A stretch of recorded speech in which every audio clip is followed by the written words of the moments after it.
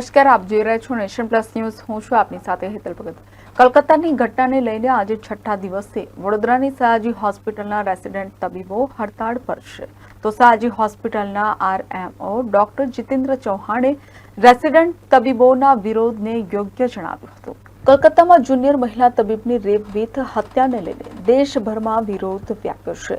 તબીબો પણ છેલ્લા કેટલાક દિવસથી વિરોધમાં જોડાયા છે. ત્યારે વડોદરાની સયાજી હોસ્પિટલના રેસિડેન્ટ તબીબો આજે છઠ્ઠા દિવસે પણ હડતાળ પર છે. વડોદરા શહેર જિલ્લાના 2500 રેસિડેન્ટ તબીબો હડતાળ પર છે. તબીબોનું શરૂ થયેલ આંદોલન હવે ગુજરાત સરકાર સામે થઈ રહ્યું છે.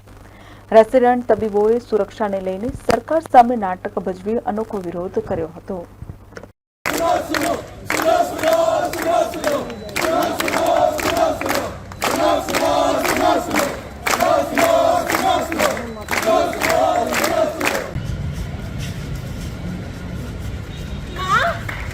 देखो माँ, मैं डॉक्टर बन गई माँ, मैं फाइनली डॉक्टर बन गई माँ.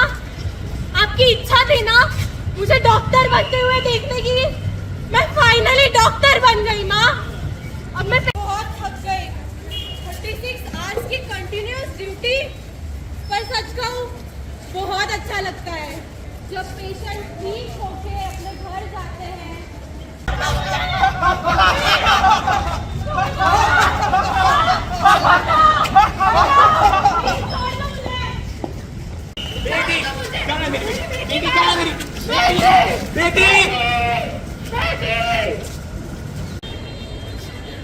सुनकर ये हैवान हरकत, क्या आपकी भी कांपती है रूह?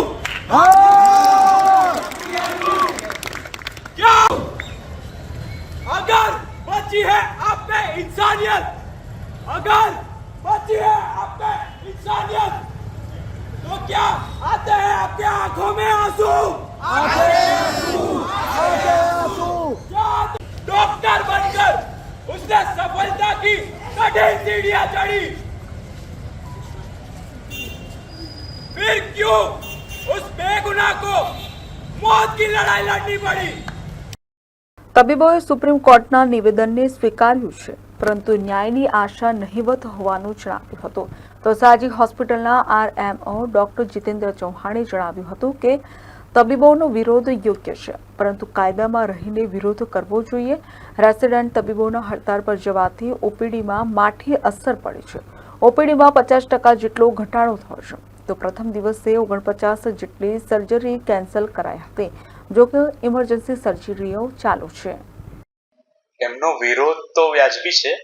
હવે એના માટે એ લોકો જે બી રસ્તા અપનાવે એ કાયદાને અનુસાર હોય એ અમે ઈચ્છીએ છીએ. અમે ચોક્કસ એ માટે સજ્જ જ છીએ. પણ જો ખરેખર ઇમરજન્સી સેવાઓ બંધ કરવામાં આવશે જુનિયર તબીબો દ્વારા, તો ખરેખર હોસ્પિટલની સેવાઓને અસર તો પડશે જ. OPD પર બેશક અસર તો પડી જ છે. આશરે 50% જેવા ઘટાડો તો નોંધાયો જ છે. પરંતુ અમારી સેવાઓ સંપૂર્ણપણે ચાલુ જ છે. હા, દર્દી ઓછા તો થયા જ છે થોડા. સર્જરીમાં પ્રથમ દિવસે 49 પોસ્ટપોન કરવી પડી હતી. ત્યારબાદ તો ઇમરજન્સી ઓપરેશન્સ ચાલુ જ છે. Bureau report, Nation Plus News, Vadodara. સમાચારોના સતત અપડેટ મેળવવા માટે અમારી નેશન પ્લસ ન્યૂઝની YouTube ચેનલને સબસ્ક્રાઇબ કરો, બેલ આઇકન દબાવો અને જોડાયેલા રહો Facebook, Instagram અને Twitter પર.